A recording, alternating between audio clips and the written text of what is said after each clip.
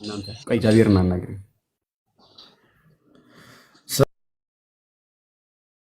ሰላም አለይኩም። ወአለይኩም ሰላም ወራህመቱላሂ ወበረካቱ። ኢልሃም ታውቂዋለሽ? አዎ አውቀዋለሁ። የት የት ነው? ኢምራን ቤት አውቀዋለሁ። ብዙ ቦታ አውቀዋለሁ። ያውቀዋለሁ። ጃቢርን እንዴት ነው የማላውቀው?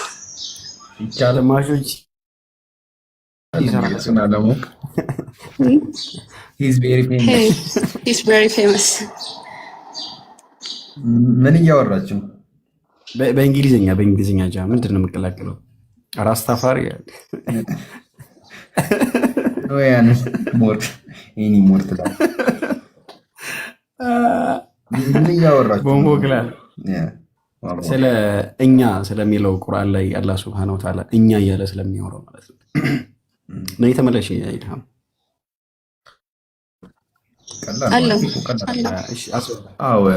ያው ክርስቲያኖች ምንድነው ማድረግ የጀመሩት?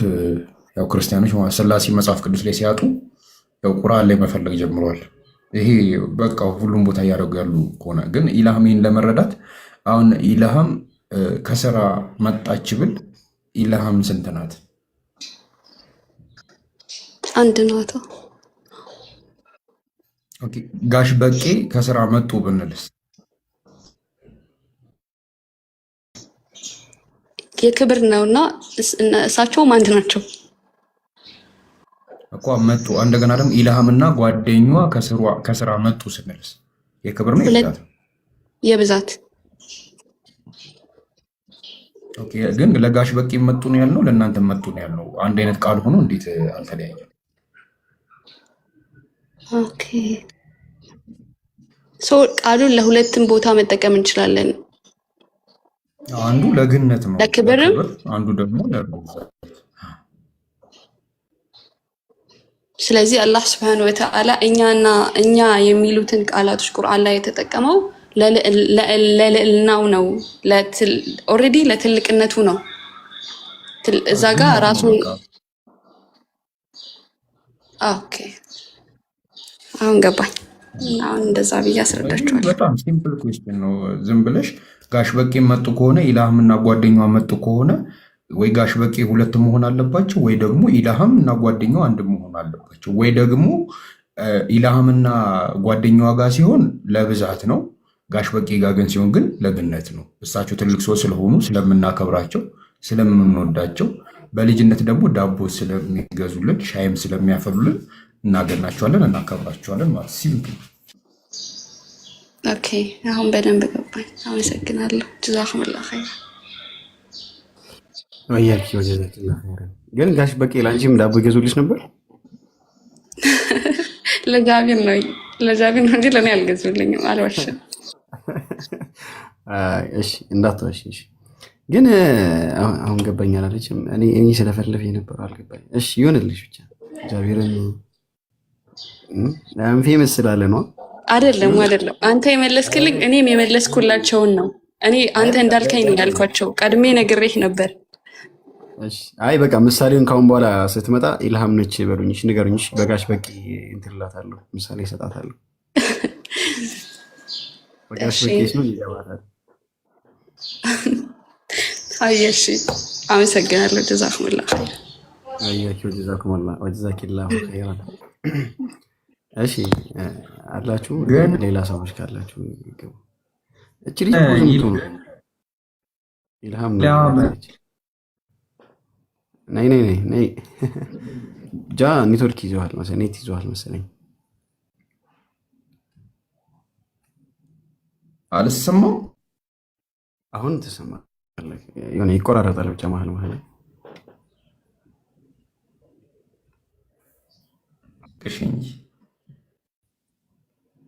እሺ አለች ኢልሃም ገብታለች። አሁንስ ትሰማለህ? እሺ እሰማለሁ። ትሰማለህ?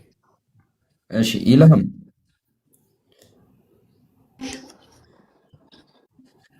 እኛ ደግሞ አሁን ከበረኛ በአንዴ ወደ አጥቂነት እንቀየረሽ ምን ይመስልሻል? አንቺ ብቻ ለምትጠይቂያለሽ፣ አንቺ ሄደሽ አፋጫችሁ።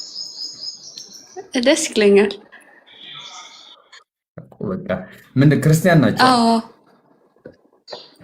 አሁን ምን ትያቸዋለሽ? በደምብ እሺ ያዥ። እሺ በደምብ እንዲህ እኔ ቀላል ነገር ነው የምሰጠሽ፣ ግን በጣም ጥሩ መርፌ ናት። ይችን መርፌ ከወጋሻቸው ሄደው እንቅልፍ አይተኙ። እሺ አሁን ልክ እንደ ስለ እኛነት በቀላሉ እንዳስረዶሽ ይህንንም በቀላሉ ነው የምትጠይቂያቸው። አሁን ክርስቲያኖች አምላክ ሞተልን ብለው ያምናሉ አይደለም? ያልሞተ አምላክ አላችሁ ወይ በያቸው። ያልሞተ አምላክ አላችሁ ወይ?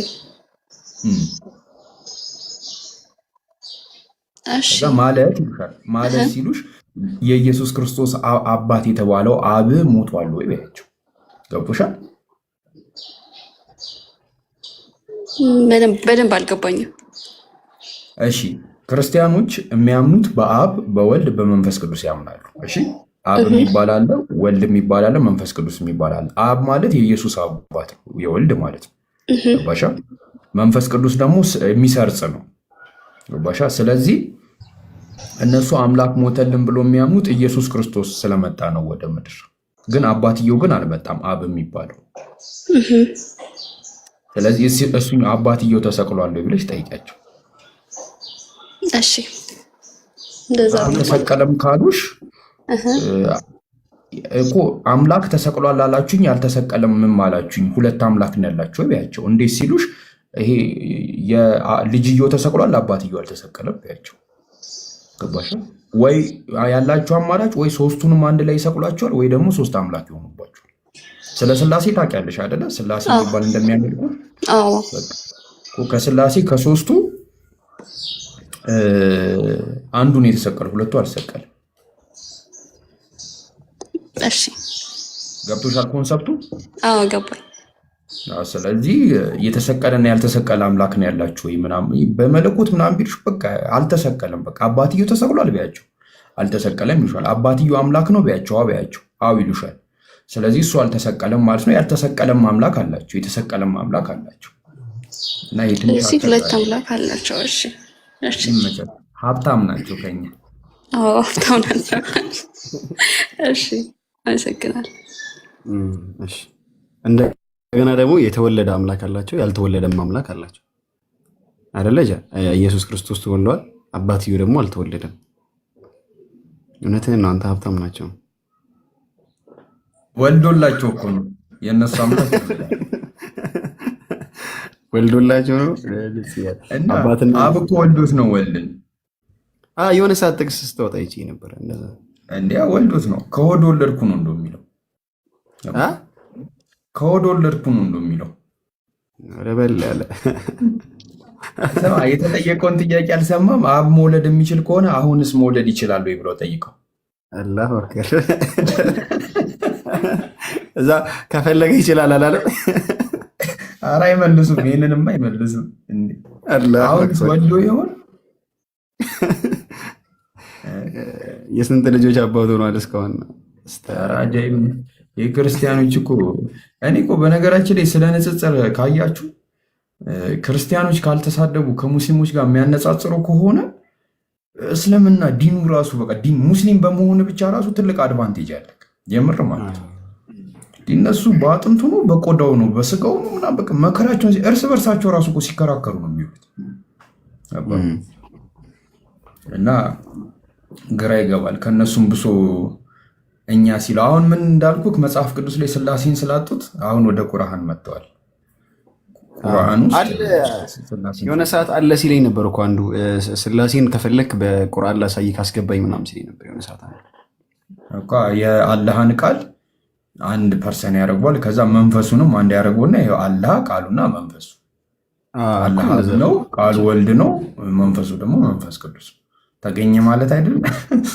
አላህ ተገኘ። ምን አገባኝ እኔ አይመለከተኝም። የሆነ ሃይማኖት እኮ ነው ወላሂ እንደዛ እያሉ ነበረ ከታች የሆነ ሰዓት ላይ በዛኛው አካውንት ገብቼ ከአንዱ ጋር ሳወራ አንድ ሲደመር አንድ ምን አገባኝ የሆነ እምነት እያሉ እኮ እኔ የታባቱ ምን አገባኝ የሆነ ሃይማኖት ነው። ጥንቃቄ ራሱ የለም።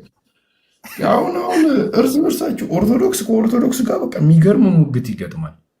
ከዛ ደግሞ ጴንጤ ከጴንጤ ጋር ራሱ የሚገርም ሙግት ማለት ነው። እና ሙግታቸው ደግሞ ሎጂካሊ እሱ ነው ነገር ብቻ አለ።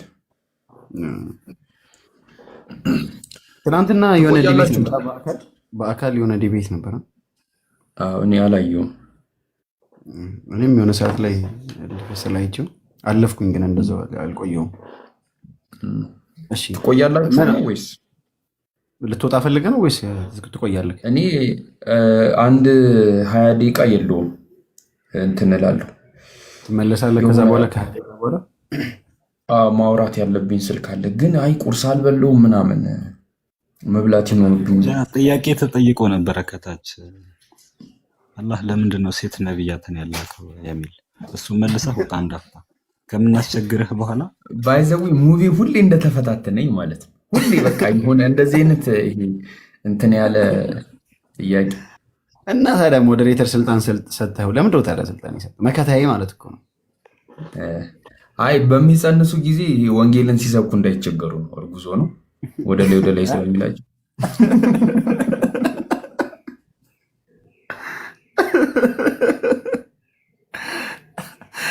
አንተ ሰውዬ ሬት እንዳይላቸው ነው። ቋቋቁ አላሁ አክበር ከቢራ። ስማ አሁን ዛሬ ሙቪ ደርሰው ተቤት ነው። በቃ ጥያቄ ተቀበሉ። እኔ ስልክ ነው የማወራው። ስልክ የሆነ የምነዛነዘው ጉዳይ አለኝና ልነዛነስ ትንሽ። ከዛ ቁርስ ትበላለህ። ከዛ በኋላ ደግሞ ምናምን። አዎ ከዛ በኋላ እኔ እንጃ ምን እንደሆነ አላውቅም። አይ ቆይ አርኤል ገብታለች። ምናልባት አንድ ጥያቄ ካለ ተጠይቅ። ስልክ ከማውራት በፊት አርኤል አለሽ ኦር አለክ? የቀድሙን ኒቃቢስት ካየን በኋላ እኮ ፈራን። ዋሌኩም ሰላም ወራ ለጃ አንድ ጥያቄ ነበረ። እሺ ስጦታ ነው። ጃዬ እንዴት ነህ? አልሐምዱሊላህ። እንዴት ነሽ? አልሐምዱሊላህ። አንድ ጥያቄ ነበረኝ፣ አጋጣሚ ማላገኘው መጠየቅ አልቻልኩም። ስለ ደህንነት ነበር ጥያቄ። ከኢየሱስ ስቅለት በፊት የነበሩ ህዝቦች ደህንነትን ያገኛሉ ወይ? ያው በሱ መሰቀልን ያመኑ ሰዎች አይደሉ ደህንነትን ያገኛሉ የሚባለው? አዎ ሁለት በጣም ብዙ ሀሳብ ነው ያለው። አንዳንዶቹ አምነው ሞተዋል ይባላል። እሱ እንደሚመጣ አምነው ይሞተዋሉ ይባላል። ብቻ ግራ የገባ ነው፣ በጣም ግራ። ስለ ክርስትና ስቅለት እኮ ግራ። እኔ ምኑን አስረዳሻለሁ? ምን መልስልሻለሁ? እኔን ሆን ብለሽ ለማዋረድ ካልሆነ በስተቀር እንደዚህ አይነት ጥያቄ እዚህ ነው የምትጠይቂ ማለት እነሱ ራሱ አልተመለሰላቸውም። ሲከራከሩ አይደለም የሚሉት እኮ ሁሌ ጥያቄ ነው የሚሆንብኝ ነው። አያውቁትም። ለእነሱ ብሎ እንደተሰቀለ ሁሉ አያውቁም አይደለም? አዎ አንቺ አሁን እሱን ነው እንደምትይው? አይ በድሮ ደግሞ እኮ ያሉ ዘመኖች መስዋዕት ያደርጉ ነበር ይሉሻል እኮ። መስዋዕት ያደረጉት ያለ ክርስቶስ ድነዋል ብለሽ ጠይቂያቸው። እዚህ ጋር ራሱ ሌላ አጣብቂ ነው። ምክንያቱም መስዋዕት ያደርጉ ነበር፣ ገባሻ? መስዋዕት ያቀርቡ ነበር። መስዋዕት ደግሞ የሚያቀርቡት ለኃጢአታቸው ነው። ያ መስዋዕትን እግዚአብሔር ተቀብሏቸዋል ብለሽ ጠይቃቸው። ከተቀበላቸው ኦልሬዲ ነጽተዋል ማለት ነው ከኃጢአታቸው።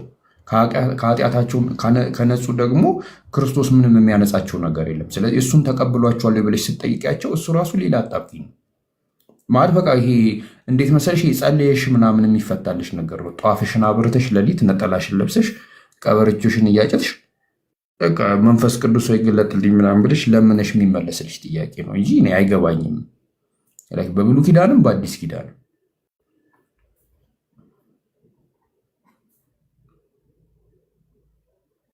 ልጅቷ ከአቅሟ በላይ ያሸከምኳት እንዴ? ኢብኑ ተቋርጣ እንዳይሆነ ወይስ ልጅቷ? ኧረ አለክ ትሰማለህ አንተ። እሷ ፖዝ ሆናለች። ማየውን ነገር ተናገርኳት እንዴ? በስስ ጎኗ መጣሁባት እንዴ ትላለህ? ተመለሰች አለሽ። የመከራ ህይወቷን አስተውሻት ነው የሚሆነው።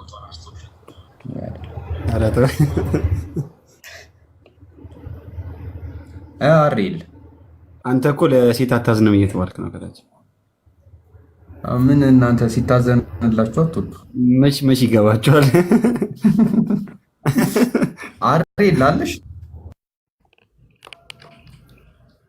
አለው ጃዬ የት ነው ያለሽው? እቤቴ። ተመለሰልሽ?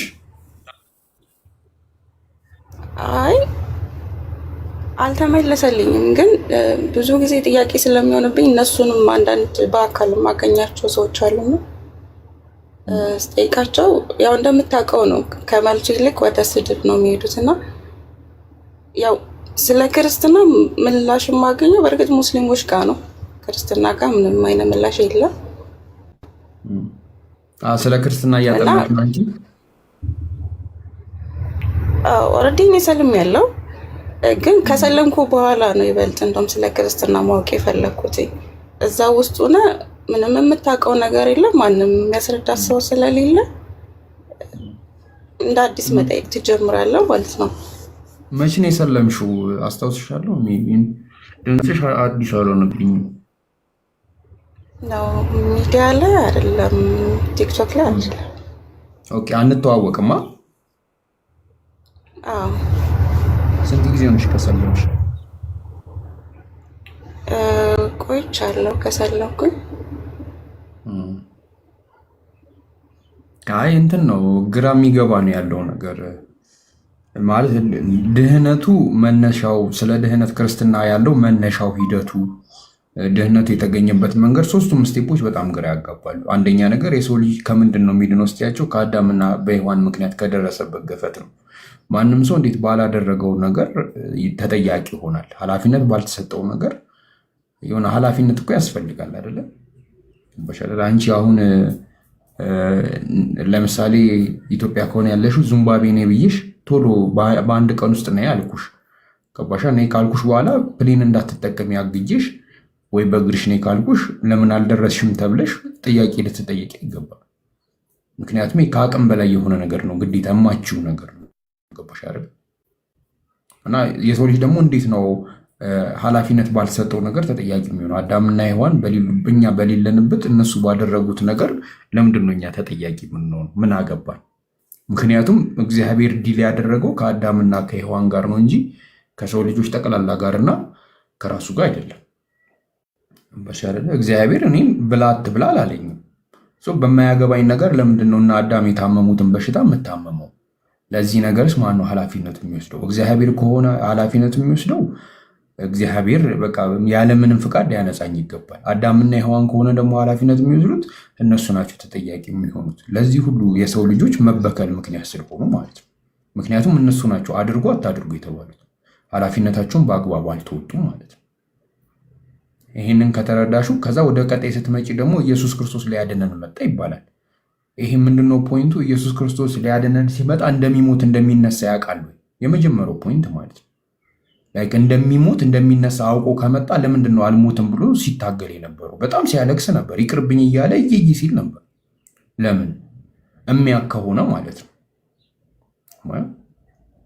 የሚያውቅ ከሆነ ወይ ደግሞ ሊሞት ከመጣ በቃ ሞቶ መሄድ ነው። ምን ያስፈራዋል? ይልቁንስ እኔ በቃ ከሞት አድነኝ እያለ ሲለምን ነበር።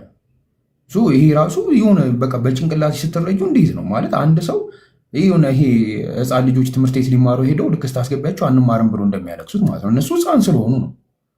ትልቅ ሰው እንኳን እንዲህ አያደርግም። አንቺ አሁን ትምህርት ቤት ሄደሽ አልማርም ብለሽ አታለቅሽም፣ ትልቅ ሰው ነሽ።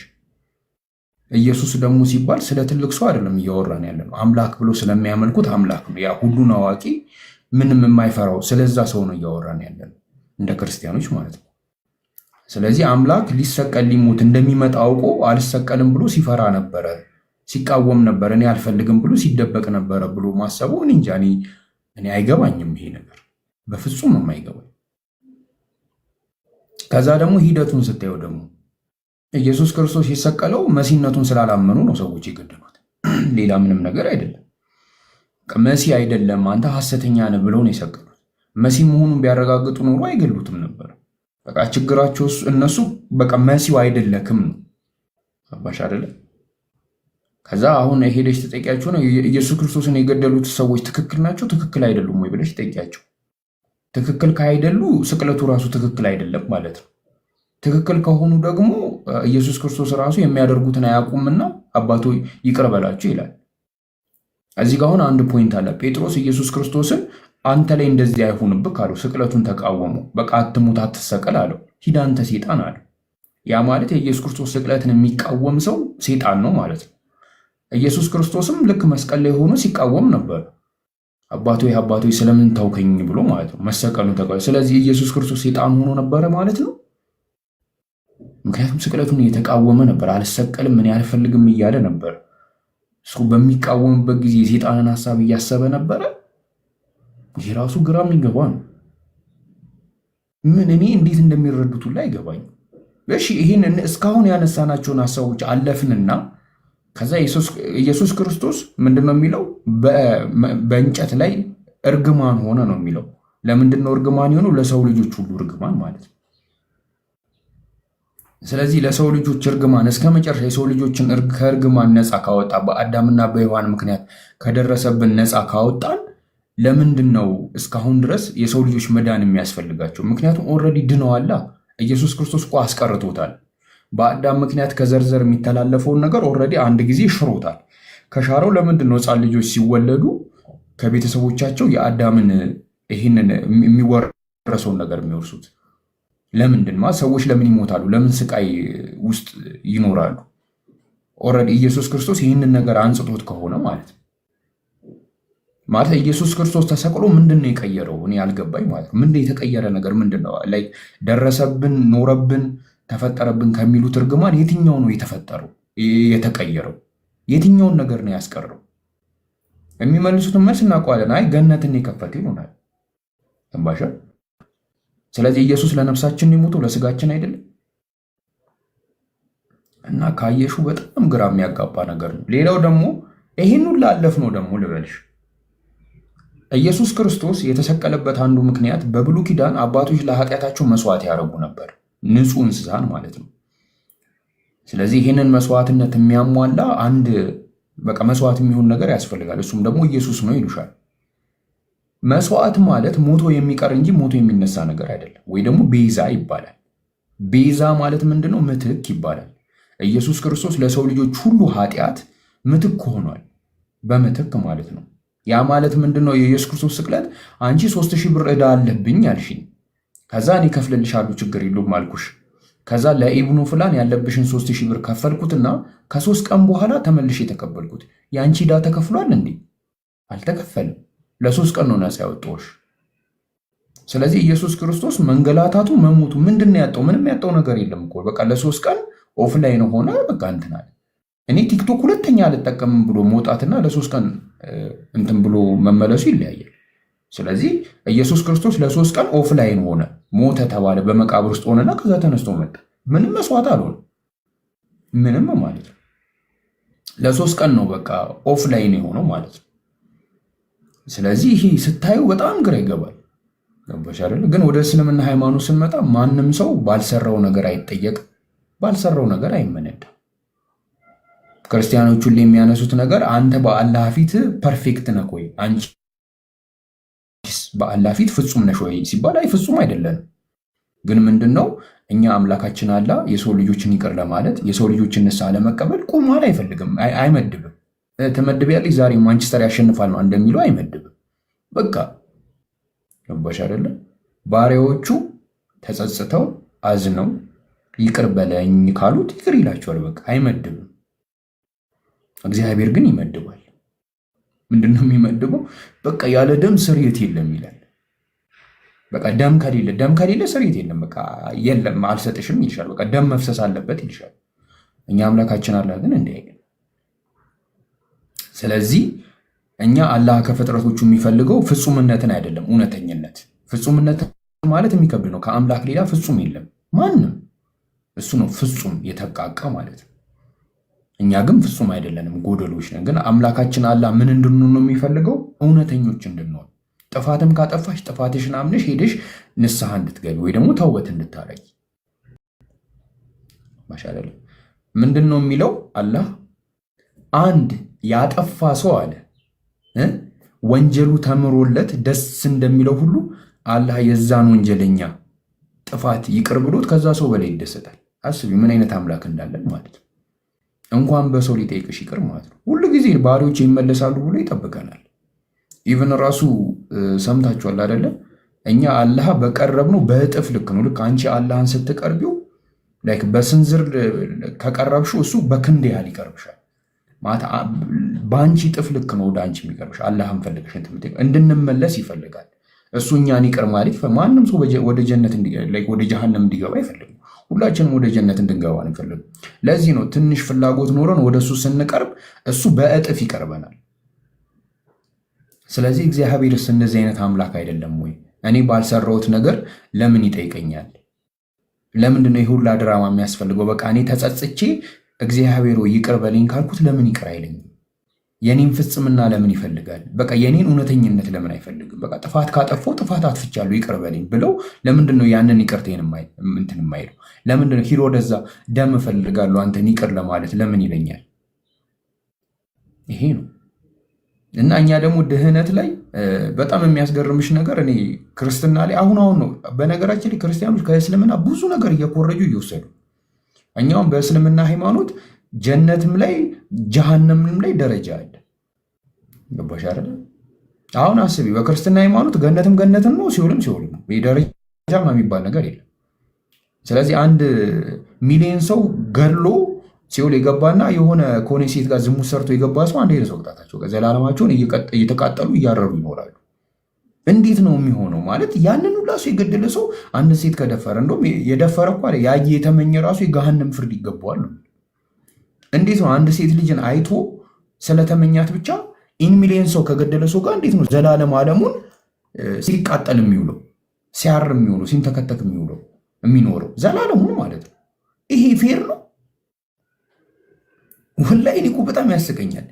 እንግዲህ ስጋው ደሙን ወስዶ ንስሐ ገብቶ በክርስቶስ አምኖ ምናምን ነገር ሊሞት ምናልባት በቃ 1-2 ቀን ሲቀረው የሆነ ሴት ልጅ አየና ተመኝ ወይ አይቶ ተመኝቶ ሞተ ይገባል ወደ ሲኦል። እንደዛ ነው የሚያምኑት። እንዴ እስክሪብቶ ሰርቆ ሲኦል ይገባል ያለ አለኝ። እስክሪብቶ ቢሰርቅም ሌብነት ኃጢአት ስለሆነ በቃ ይገባታል ያለ። እንዴት ነው እንደዚህ የሚሆነው? እንዴ አንድ ሙስሊም ሆኖ ሲንዘላዘል ሰላቱን ሳይሰግድ በቃ ጥሩ ሙስሊም ሳይሆን እንዲህ ወጥሮ ሰላቱን እየሰገደ አላህ ያለውን ነገር እየተገዛ ካለው ጋር እንዴት ነው በጀነት ውስጥ ገብቶ ዘላለማቸውን እኩል እየተንፈላሰሱ የሚኖሩት? እንዴ ይሄ ምን ዕዳ አለበት? አይንዘላዘልም እንዴ? እንደዛ ሰላቱን ለምን ወጥሮ ይሰግዳል እንዴ? ለምን አላህን ተገዘው ብሎ ለምን ይጨናነቃል? በቃ እንደዛኛው ዘልዛላ ሆኖ በቃ ወደ ጀነት እኩል ይገባሉ። በቃ ይመቻቸው። ምን አጨናነቀሽ? እዚህ አንቺ መለፋትሽ መጠንቀቅሽ ምንድነው ውጤቱ? ፖይንቱ ላይክ ዋት ኢዝ ዘ ፖይንት? ይሄ መበላለጥ ከሌለው ማለት ነው። ግን በእኛ ሃይማኖት ግን አለ ጀነትም ደረጃ አለው ጀሃነምም ደረጃ አለ። በጣም አረመኔ መጥፎ ሰውና እንዲህ ዝም ብሎ መጥፎ ሰው በአንድ አይነት ሁኔታ ትሬት አይደረጉ። የሚገርም እምነቱ ላይ ምርጥ አቋም ያለው ጥሩ የሆነ ሙስሊምና ዘልዛላ ሙስሊም ደረጃቸው አንድ አይደለም። እስልምና ይህን አጥርቷል። ሌላ ደግሞ አላህ የሰዎችን ሀቅ አይነካም። እኔ አንቺ ላይ ባደረግኩት በደል ይቅር በለኝ ስላልኩት ይቅር አይለኝም። ከአንቺ ጋር ነው የምጨርሰው። በቃ ሚዛን ላይ ያስቀምጠናል። ይቅር ካልሽኝ ይቅር ይልሻል፣ ይቅር ካላልሽኝ ግን እቀጣታለሁ። ግን አስቢው በክርስትና ሃይማኖት ያንን ሁላ ሰው ላይክ ገርሎ ያንን ሁላ ሴት ደፍሮ ያንን ሁላ ህዝብ ሲያስለቅስ ኖሮ በቃ እኔ በጌታ አምኛለሁ ብሎ ወደ ገነት ይገባል። ለዘላለም ማለት ነው። ከነማን ጋር እኒ ለፈጣሪ ብለው ሲሰደዱ ፈጣሪን ሲገዙ በቃ በጭንቅ ሲገዙ ከነበሩ ሰዎች ጋር በቃ ተንፈላሱ ወደ ገነት ይገባል። እንዲህ ያሁን ላይ የገደላቸው ሰዎች ፍትህ ያገኙ፣ የተደፈሩ ሴቶች ፍትህ ያገኙ። በቃ እንዲህ ዝም ላሽ ነው የሚባለው። በቃ እንዲህ እንትን እኮ ነው ይሄ ምንድነው? በቃ የሆነ የማይረባ ፊት አይባልም መቼስ። የሆነ በቃ አስጠሊታ ሴት ሆና በቃ የሆነ ሜካፕ ተለቅልቃ ማትሆኑን አይነት ሴት ሆና በቃ እንትን እንደተባሉ ማለት ነው። ሰው ግራ ገብቶት ከአንድ ሴት ጋር ከመተዋወቃችሁ በፊት ኖራ ሳሙና ገዝታችሁ ሙልጭ አርጋ ፊቷን ትታጠብ፣ ካልሆነ አስቸጋሪ ነው የሚሆነው እንደተባሉ ማለት ነው። ያንን ሁላ ማዕት የሆነ መጥፎ ነገር ሰርቶ በቃ ተኳኩሎ ይገባል ከነዛ ጋር ማለት ነው። ልክ እንደነዛ ነጭ ለብሶ ቅዱስ እየተጫወተ በገነት ውስጥ ለዘላለም ይኖራል። ያ ሁሉ የሰራው ተግባር ግን በቃ ላሽ ይባላል። እና ጀነራሊ ስታዩ በጣም በቃ እኔ ያስቀኛል። እኔ ክርስቲያኖች እንቅልፍ አይነሳቸውም ሙላላሉ። እኔ ግን ላይክ ክርስትናን ስቃወም ፌር አይደለም ብዬ ነበረ። እስልምናን ስመጣ ደግሞ ላይክ የፌርነስነትን እኔ የማላቆም ፌርነስ ላይክ ዋት ኢዝ ዘ ኤግዛክት ዴፊኒሽን ኦፍ ፌርነስ እሱን ነው የተረዱት። በቃ በጣም ይገርማል ማለት ነው እስልምና እና ያሳዝናል። አይም ሶሪ ፎር ማይ ክርስቲያን ብራዘር ኤንድ ሲስተር። በጣም ነው ማዝነው። ምን አይነት ማዕት ተሸክማችሁ እንደምትኖሩ እውነት ምን አይነት ማዕት ማለት ነው። እስልምና ግን አልሐምዱሊላህ ወላሂ አልሐምዱሊላህ። እኔ በጣም ነው የሚገርመኝ እስልምና ሃይማኖት በጣም ማለት ነው። ክርስትና ደግሞ በጣም ነው የሚገርመኝ የበለጠ በጣም ማለት ነው። በጣም ነው የሚገርመኝ እና ይሄን ይመስላል። ሪል ሰለምቲኒ ስላልሽ የሆነ እንትን አልኩኝ በቃ የሆነ እንትን አልኩ። ጀዛከላህ ኸይር አኺ። ያው ብዙ ጊዜ ስለምከታተል ብዙ ጥያቄዎች ተመልሶልኛል ወርግጥ እና ደግሞ በጣም ጥያቄ የሚሆኑብኝ ምን እንደሆነ ታውቃለህ? ስለ አባትና ልጅ ስለ አብና ስለ ወልድ ማለት ነው። አብ አባቱ ነው፣ ወልድ ልጁ ነው። አባቱን የወለደው እና ሶስቱም ጌታ ናቸው፣ ሶስቱም አምላክ ናቸው ሲባል የእድሜ መበላለጥ የላቸውም ወይ? ታላቅና ታናሽ ስለሆኑ መቼም አባትና ልጅ በእድሜ እኩል ናቸው የሚል ሰው የለም።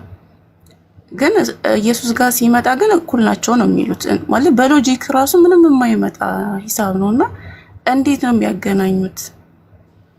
እንዴት ነው እኩል መጥቶላቸው ሶስቱም ፈጣሪ ናቸው ሊሉት የሚችሉት? እነሱ ራሱን አሁን በጣም የሚያጅበኝ ነገር ነው። አሁን ኢየሱስ ክርስቶስ ምን ትያለሽ መሰለሽ? አሁን ኢየሱስ ክርስቶስ አብ ወልዶታል ሲባል እንደሰው አይደለም ይሉሻል። እኛም እንደሰው አለ ማለት አስገኝቶታል ይሉሻል። ወልዶታል ሲሆን የተገኘው በሰውነቱ አይደለም። ኖ አይደለም፣ በአምላክነት ላይ ቅድመ ዓለም እና ተገኝቶ ነው ይሉሻል። እሺ ተገኝቶ ነው ማለት ስታያቸው አይ ከውስጡ ወጥቶ ነው ይሉሻል። አሁን ምንድነው ጥያቄያችን? ተወልዶም ይሁን ተገኝቶም ይሁን ወጥቶ ላይክ ወልድ ከአብ ውስጥ ከመውጣቱ በፊት ነበረው ብለሽ ጠይቂያቸው። ገባሽ? ካልነበረ የሌለበት ጊዜ ነበረ ማለት ነው። ከነበረ ደግሞ ወዴት ነው የሚወጣው? የነበረ ነገር ወዴት ነው የሚወጣው? ካለ እኮ አለ ነው። ወዴትም የሚወለድም የሚገኝም ነገር የለም። በቃ አለ። ከሱ ጋር አለ ከተባለ ለምንድን ነው የሚገኘው? ለምንድን ነው የሚወለደው? ለምንድን ነው የሚወጣው? ኦልሬዲ አለ። ያለ ነገር ወዴት ነው የሚወጣው? ያለ ነገር ወዴት ነው የሚገኘው? ያለ ነገር ወዴት ነው የሚወለደው? ስለዚህ ወለደ ስንል ተገኘ ስንል ወጣ ስንል ድርጊት ነው። ድርጊት ማለት ደግሞ ያልተደረገ ነገር ነው የሚደረገው። የሆነ የተደረገ ነገር እኔ አንድ ላይ እኔ አይገባኝም። እኔ እንጃ። ኧረ እኔ እንጃ። እኔ ግራ ይገባኛል። በጣም ግራ የሚገባኝ በሚያመጡት ሎጂክ እኮ እኔ እንደሚገባኝ እነሱ ባሉት ነገር እንኳን ተስማምተን እሺ ካለን አባትና ልጅ እሺ እንዳሉት እሺ አንድ ናቸው እንበል። በእድሜ የሚበላለጡት ነገር የለም። ሶስትነታቸውን አንድነታቸውን እሺ ተቀበል። አንድ ነው ብለው ካመጡት ተሰቅሏል አይደለ ኢየሱስ? እሱም ጌታ ነው። አይለያዩአቸውም። ግን ስቅለቱ ላይ ሞቱ ላይ ለምንድን ነው የሚነጥሉት? በስጋው ነው ብለው ይሉታል አይደለ? አንድ ነው ከተባለ ከሞተ ሞተ ነው። ለይተው በስጋው ነው የሚሉት ለምንድን ነው? ማለት ምንም ባስበው አይገባኝም ሁሉ። አረ ባታስቢም አይገባሽም። በእነሱ ኮፎቶች ጀጉሎ ነው። አንቺ እሱ ጋር ምን አደረሰሽ እንዴ? አብ ወልድን ሲወልደው ይሄ የወለደ አምላክን ነው የወለደው። ቆይ የሆነ እንትን ላሰማችሁ።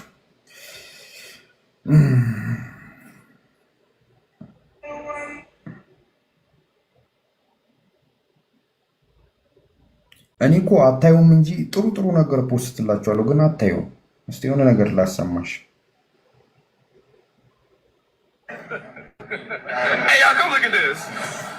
ነብር የሚወልደው ነብርን ነው። የነብር ልጅ ነብር ይባላል። በግ ፍየል አይወልድም። አንበሳ ነብር አይወልድም። ሰው የሚወልደው ሰውን ነው። ሰው አውሬ ወይም አዋፍ አይወልድም። እግዚአብሔርም የሚወልደው እግዚአብሔርን ነው። የአምላክ ልጅ አምላክ ነው። እግዚአብሔር ልጅ እግዚአብሔር ምን አለ? እግዚአብሔር አያቸው። ሰው ሰውን እንደሚወልደው እግዚአብሔርም እግዚአብሔርን ነው የሚወልደው አለ። ነብርም ነብርን ነው የሚወልደው። ሰው አውሬ አይወልድም አለ። አምላክን አምላክ ነው የሚወልደው። የአምላክ ልጅ አምላክ ነው አለ። ስለዚህ ምንድን ነው አምላክ አምላክን ከወለደ ይሄ የወለደው አምላክ ራሱን የወለደው ወይስ ሌላ አምላክን የወለደው ቢያቸው፣ ራሱን ከወለደ አብ አብን የወለደው ሊሉ ነው። ሌላ ደግሞ ከወለደው አብ ወልድን የወለደው። ስለዚህ ሌላ አምላክን የወለደው ወይስ ራሱን የወለደው ብለሽ ጠይቂያቸው። እዚህ ራረ መዳረቅ ነው። ያ ከእንደዚህ ነገር እንግዲህ ድንጋይ ፈለጣ ነገር ጋር ነው እንትን ያለ። አምላክ አምላክን የሚወልድ ከሆነ በአምላክነት ላይ የወለደ አለ፣ የተወለደ አለ። የወለደው ተወላጅ አይደለም፣ የተወለደውም ወላጅ አይደለም። እዛ ገና ስቅለቱ ጋር መሄድ አያስፈልግሽ። ውልደቱ ላይ በቃ ትጨርሻለሽ። ባሻል እና ይሄ አብ የሚባለው አምላክ እኩያ አለው ወልድና መንፈስ ቅዱስ የሚባለው ማለት ነው።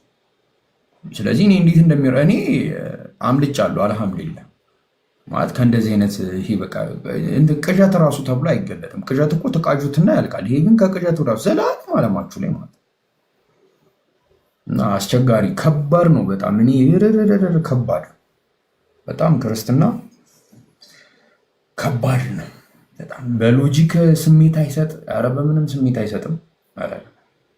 በቃ እኔ ከዚህ በፊት እንደተናገርኩት ነው ክርስትና ሃይማኖት ላይ ሰው መቆየት ከፈለገ እውነት ክርስትና የሚያምርበትን ነገር ልንገራችሁ።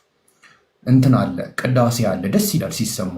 ከዛ የዕጣኑ ሽታ፣ የቀበሮቹ ይህ ጧፍ መብራት፣ ዝማሬው፣ ቅዳሴ በቃ ደስ ይላል። የሽብሸባው፣ ጭብጫቡ ምናምን፣ የጽናጽኑ፣ ወረቡ ምናምን ደስ ይላል። ሰው ይህን ነገር ላይ ብቻ ፎከስ አድርጎ ክርስትና ላይ ጥሩ በቃ አስቀዳሽ ምናምን በቃ ምናምን በቃ እየተናነሰ ምናምን መኖር ይችላል። ትምህርቱ ላይ ገብቶ ግን ሰው ክርስትና ላይ መቆየት አይችልም። ተጠልዛችሁ ነው የምትወጡት። ገባችሁ? አይሆንም። አትቀጥሏትም። በቃ ልክ ሰው ለዛ ነው አትመራመሩ የሚባለው። ምን ያፈላስፍሻል? ልክ ስትጠየቂ ክርስቲያን እኔም ነበርኩኝ እኮ ልክ ስትጠይቂ ምን ያመራምርሻል ትባያለሽ። ምን ደግሞ ምን ማንበብ ጀመርሽ? ከሙስሊሞች ጋር ገጠምሽ እንዴ ትባያለሽ። ለምን ከሙስሊሞች ጋር ገጠማችሁ ከሚሉን በቃ ማስረዳት ነው። በቃ ይሄ ማለት ይሄ ነው፣ ይሄ ማለት ይሄ ነው።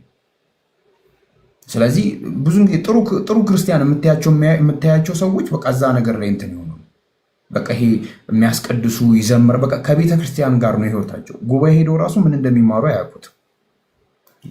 በቃ ይሄ ከፐርሰናል ህይወታቸው ጋር የተገናኘ ነገር ነው። ይሄ ኢንስፓየር የሚሆኑበትን ነገር ነው ተምረው የሚመጡት እንጂ ላይክ ዶግማቲክ የሆነ ነገር ውስጥ ወደ ውስጥ ሲገቡ ግን አብዛኛው ሰው ጨልሎ ነው የሚወጡ እና አብዛኛው ሰው ኤቲስትም የሆነው የሰለመም ሰው ወይ ደግሞ ክርስትና ውስጥ ግራ መጋባት ውስጥ ያለ ሰው አንድ የሚረግመው ቀን አለ። እሱ ምንድነው? መች ነው እኔ እግሬን በሰበረኝ ስለ ሃይማኖት ንጽጽር የጀመርኩት ብሎ ራሳቸውን ይወቅሳሉ።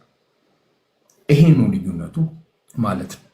ማለት ስለ ሰው አይደለም እያወሩ ያለሁት ስለ ራሴ፣ እኔም ስላሳለፍኩት ሰዎችም እያሳለፉት ስላለው ነገር። ስለዚህ እንኳን እኛ ይቀርና ግራ ገብቶን እርስ በርሳቸው ራሱ ግራ ተገባብተው በቃ መቼ ለታውን ፖስቻለሁ የሆነ ትልቅ ቄስ የሚታወቅ ቄስ ትልልቅ ቄሶችን የውይይት ጥሪ ተቀበላቸው። ሰው ላይ እንትን እያላችሁ ነው ብላችሁ ማለት ነው። ግን ደግሞ በተቃራኒ አንድ ሙስሊም ጥሩ ሙስሊም መሆን ከፈለገ ስለ እስልምና በደንብ መማር አለበት። ቲክቶክ ላይ ምናልባት አይታችኋቸው ከሆነ አንዳንድ ሰዎች ይሰልሙና ወዲያውን ዘልዛላ ይሆናል። ለምን ሲባል አይማሩ። ስለዚህ እስልምና ምን ይፈልጋል? እውቀት ይፈልጋል። ይሄ በመገለጥ በዕጣን ምናምን ነገር እንትን የምትጸኝበት ሃይማኖት አይደለም።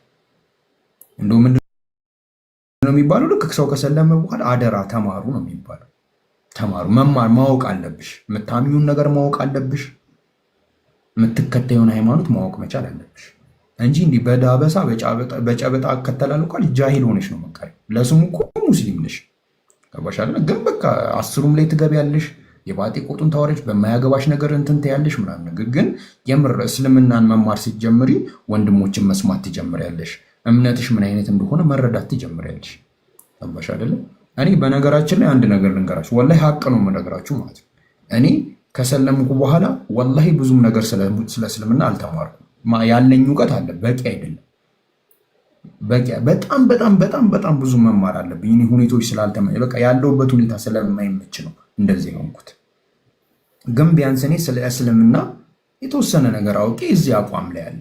በደንብ ስትማሪ ደግሞ ኦልሬዲ እየተቀረጽሽ ነው የምትሄጂው። እና አንድ ሰው ግን ስለ እስልምና ካላወቀ የስመ ሙስሊም በቃ ከባድ ነው የሚሆነው። እኔ አንዳንዴ ራሱ እዚህ ራሱ እኔ እንጃ አንዳንድ ሰዎች ያሳዝኑኛል። እውነት በቃ ሃይማኖቱን ትቶ ራሱ ሰውኛነት የሚባል ነገር አለ። ውሸታቸው፣ ማስመሰላቸው አምላካቸው ላይ እንዴት እንደሚያላግጡበት እውነት የምር እኔ ክርስትና ላይ ማላገጥ ከፈለኩ ለምን አላህን እክደዋለሁ? የምር እውነት አምላካቸው ላይ እያሾፉ አምላካቸውን እየካዱ በስመ ሙስሊም በቃ እግዚአብሔርን ክደው አስብ አምላክ ኢየሱስን ክደው ሃይማኖታቸውን ክደው እስልምና ላይ ያላግጣሉ። የምር ማለት ነው ያስቀኛል። የምር ማለት ነው። እናንተ የማታውቁት አንድ ጊዜ ምን ተፈጠረ መሰላችሁ? ቲክቶክ ላይ ምን ያደርጋሉ?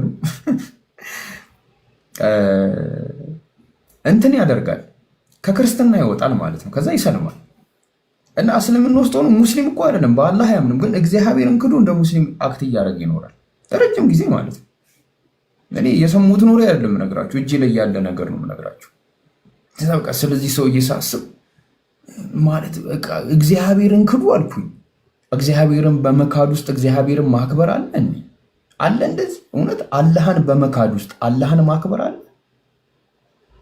እኔ አላህን ክጀው እንዴት ነው አላህን ማከብረው? አለ ይቻላል እንደዚህ? የምር ማለት ነው።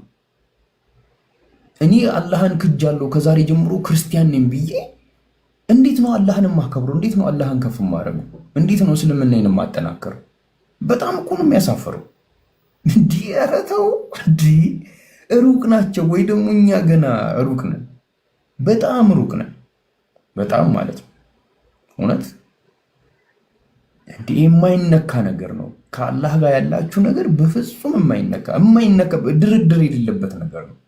እንዲህ ሰው ሳያጨበጭብልኝ ብሎ ለምን ሳያጨበጭብልኝ አይደለም እንዲህ ለምን አልረሳም? የምር ማለት ነው። እንዲህ አይቀርም እንዴ? እንዴት ነው አላህን እያሰደብኩ አላህን እየካድኩ እንዴት ነው ቁጭ ምለው? እንዴት ነው የሚመቸኝ? ሲጀመር ግን እኛ የምናውቃቸው ሰዎች ክርስትናን እያሰደቡ እግዚአብሔርን እየካዱ እግዚአብሔርን እያሰደቡ እስልምናን ዝቅ ክርስትናን ደግሞ ከፍ ለማድረግ ይሞክራሉ። አስባችሁታል ምን አይነት ጭንቅላት እንዳላቸው? እና ሲመስለኝ አፈጣጠራቸው ይሄ አንገታቸው ባዶ እንዳይሆን ተብሎ ነው ጭንቅላት ፈጣሪ እዛ ላይ ያስቀመጠላቸው። ሲተዩ ሰው እንዳይደነግጥ እንዲህ አንገታቸው እኮ ባዶ ነው እንዳይባል፣ ባዶ እንዳይሆን በቃ የሆነ ጡብ የሆነ ጭንቅላት እናስቀምጥላቸው ብሎ ነው ጭንቅላት ያስቀመጠላቸው እንጂ ይሄ እኔ እንጃ ይከብዳል። በጣም ነው የሚከብድ። እና እዚህ ጋር ነው እኛ የተለያየ ነው። አንድ ሙስሊም ትክክለኛ ሙስሊም ከሆነ አላህን እያሰደበ አላህን እየካደ እስልምና በፍጹም የማይነካ ባውንደሪ ነው።